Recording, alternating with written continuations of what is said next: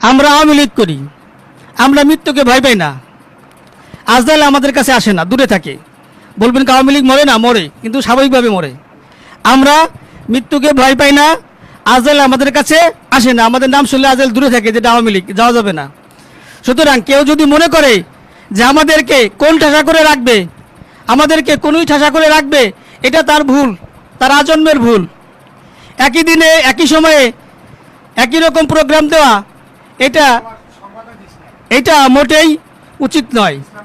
তো যাক, আমরা এখন 15ই আগস্ট পালন করব।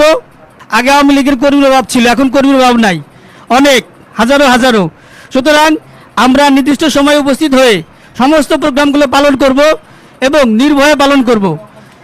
আপনাদের সকলকে আমার পক্ষ থেকে এবং আমাদের গ্রামের পক্ষ থেকে, আমাদের এলাকার যে সমস্ত কর্মী সকলের পক্ষ থেকে শুভেচ্ছা জানিয়ে আমার বক্তব্য শেষ করছি। জয় বাংলা।